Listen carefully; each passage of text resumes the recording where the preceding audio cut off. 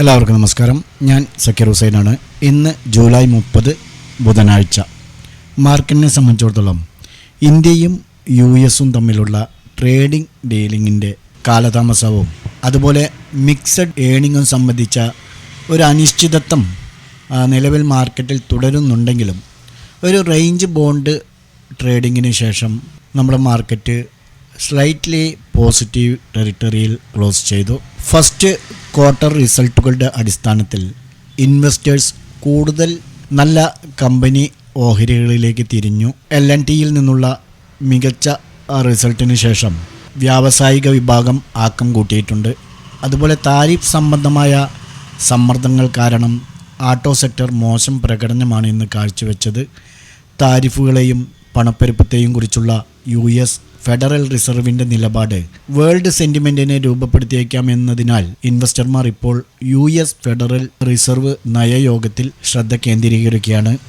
നാളെ 31-ാം തീയതിയാണ് federal reserve bank meeting കൂടുന്നത്. ഇന്ത്യയിൽ നിന്ന് കയറ്റുമതി ചെയ്യുന്ന സാധനങ്ങൾക്ക് വെള്ളിയാഴ്ച മുതൽ, അതായത് മറ്റന്നാൾ മുതൽ 20-25% ചുങ്കം നൽകേണ്ടി വരും എന്നാണ് US പ്രസിഡന്റ് ഡൊണാൾഡ് ട്രംപ് ഭീഷണിപ്പെടുത്തിയിരിക്കുന്നത്. അതിൻ്റെ പശ്ചാത്തലത്തിലാണ് ഇന്ന് ട്രേഡിംഗ് ആരംഭിച്ചതെങ്കിലും തുടക്കത്തിൽ അല്പം ഭയപ്പെടുത്തിക്കൊണ്ട് താഴത്തേക്ക് പോയെങ്കിലും പിന്നീട് ഒരു സൈഡ് വേയിലൂടെ നീങ്ങുകയാണ് ചെയ്തത്. അവസാനം 33 പോയിൻ്റ് പോസിറ്റീവിൽ ഗ്രീനിൽ ക്ലോസ് ചെയ്തു. ചൈനയുമായി നിലവിലുള്ള കരാർ ഓഗസ്റ്റ് 12 മുതൽ 90 ഡേയ്സ് കൂടി നീട്ടാനുള്ള ധാരണയിൽ സ്റ്റോക്ക്ഹോമിലെ US-ഉം ചൈനയും തമ്മിലുള്ള ചർച്ച അവസാനിപ്പിച്ചെങ്കിലും ട്രംപിൻ്റെ തീരുമാനം ഉണ്ടാകും വരെ ഈ ഒരു അനിശ്ചിതത്വം തുടരുക തന്നെ ചെയ്യും. അതുപോലെ തന്നെ ഇന്ത്യയും US-ഉം തമ്മിലുള്ള ട്രേഡിംഗ് ഡീൽ ഇനി ഓഗസ്റ്റ് 25-നാണ് തുടങ്ങുകയുള്ളൂ. നേരത്തെ ഓഗസ്റ്റ് 2-നാണ് പറഞ്ഞിരുന്നത്. അതുകൊണ്ട് തന്നെ ഈ വെള്ളിയാഴ്ചക്കകം അത്തരത്തിലുള്ള ഒരു കരാർ ഉണ്ടായില്ലെങ്കിൽ 26% താരിഫായിരുന്നു മുൻപ് ട്രംപ് ഭീഷണിപ്പെടുത്തിയിരുന്നത്. മാത്രമല്ല, ട്രംപ് ഇന്നലെ പറഞ്ഞത് എത്ര ശതമാനമെന്ന് ഞാൻ തീരുമാനിക്കുമെന്നാണ്. ഇന്ത്യയുടെ കാർഷിക വിളകളിലും അതുപോലെ തന്നെ പാല് ഉൽപ്പന്നങ്ങളിലും എൻട്രി അനുവദിക്കാൻ US അതുപോലെ തന്നെ US-ൻ്റെ സാധനങ്ങൾക്ക് താരിഫ് ഒഴിവാക്കാനും ട്രംപ് സമ്മർദ്ദം തുടരുകയാണ്. എന്നാൽ ഇന്ത്യക്ക് വഴങ്ങാൻ പ്രയാസമുള്ള വിഷയങ്ങളാണ് അവ രണ്ടും.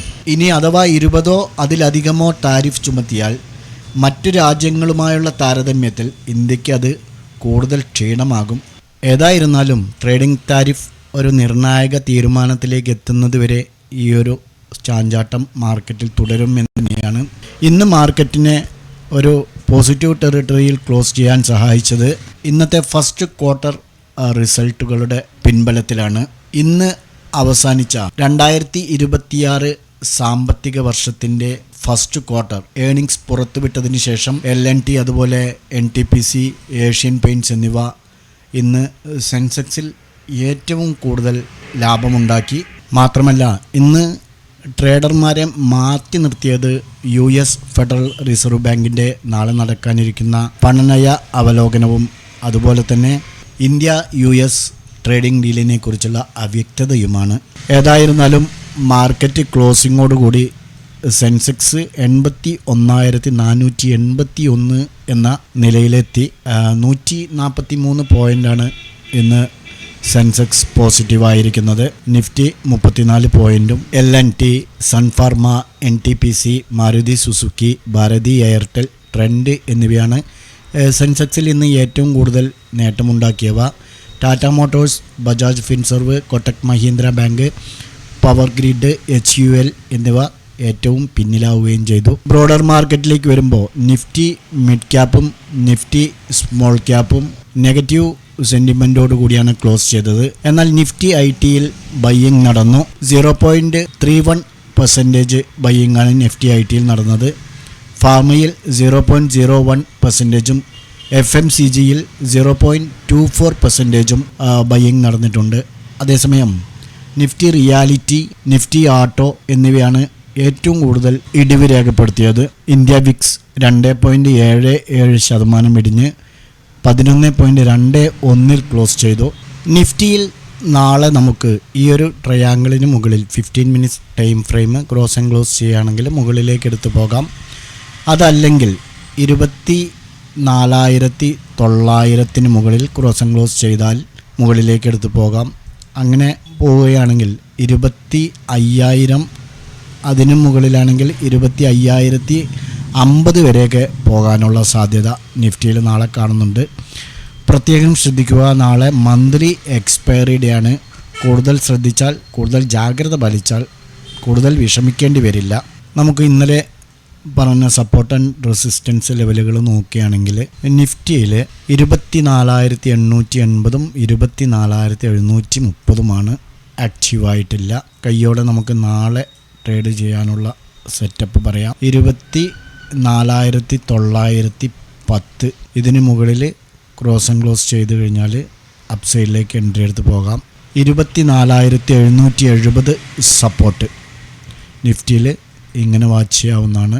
ബാങ്ക് നിഫ്റ്റിയിലേക്ക് വരുമ്പോൾ 56,020 56,610 നമ്മൾ പറഞ്ഞത്. ഇതിലും നമുക്ക് ഇന്ന് ഒരു ഓപ്പർച്യൂണിറ്റി ലഭിച്ചിട്ടില്ല. നമുക്ക് നാളെ റെസിസ്റ്റൻസ് ആയിട്ട് ഈ ഒരു സോൺ വാച്ച് ചെയ്യാവുന്നതാണ്. 56,415 സപ്പോർട്ടായിട്ട് 55,900. അപ്പോൾ ബാങ്ക് നിഫ്റ്റിയിൽ നമുക്ക് ഇങ്ങനെ വാച്ച് ചെയ്യാം.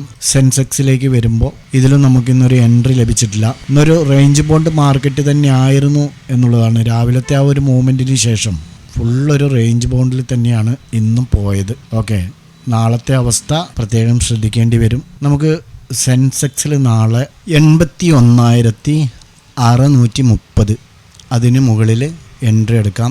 81,630 റെസിസ്റ്റൻസും സപ്പോർട്ടായിട്ട് 81,240. അപ്പോൾ സെൻസെക്സിൽ ഇങ്ങനെയും വാച്ച് ചെയ്യാം. ഈ 3 ഇൻഡെക്സുകളും നിങ്ങളുടെ ട്രേഡിംഗ് പ്ലാറ്റ്ഫോമിൽ ആഡ് ചെയ്ത് നാളെ ഈ സപ്പോർട്ട് ആൻഡ് റെസിസ്റ്റൻസ് ലെവലുകൾ ബ്രേക്കൗട്ട് ചെയ്യുന്നുണ്ടോ എന്നുള്ളത് നോക്കുക. ഞങ്ങളുടെ വീഡിയോ എഡ്യൂക്കേഷൻ പർപ്പസിന് വേണ്ടി മാത്രമാണ്. നാളെ നല്ലൊരു പ്രോഫിറ്റബിൾ ഡേ ആവട്ടെ എന്ന് ആശംസിച്ചുകൊണ്ട് നിർത്തുന്നു. ബൈ.